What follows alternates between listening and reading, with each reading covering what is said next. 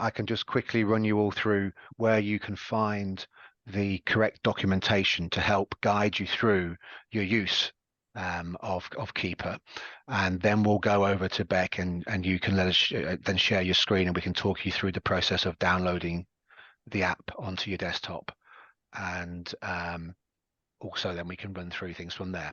Okay, so obviously you all know and recognize the help desk, the new fresh help desk. When you go onto its landing page, if you click browse help articles and then scroll down to software, you can then see on the bottom right hand side is the Keeper Password Manager documentation.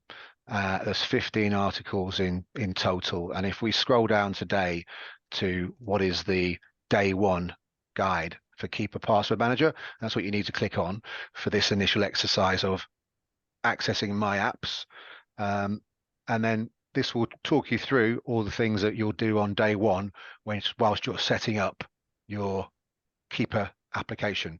But we're going to use the web application, not the desktop application. So click on My Apps, and that will take you through to what is the single sign-on provider. And that has all the apps that are allocated to you from NDCS within that area. And then what you would do is click on the Keeper Password Manager to download it. That would then, once it's downloaded, appear in your browser, okay? And you can then access the SSO login to sign in. So that's really the standard process as we have it today. And this is how we'd like you to, if you choose to, because it's not compulsory, use the password manager. So we should kind of like, when we kind of come in every day and log in, we should kind of open up, log into Keeper as well to keep that open in the background. Yes, because that will log you out if your browser has not been used or the application has not been used for whatever set amount of time you set it to. Normally it's 180 minutes that we recommend. So if it's inactive for 180 minutes, it will log you out. So each day you need to come in and log into your Keeper tool. Okay, right. So we just close that now.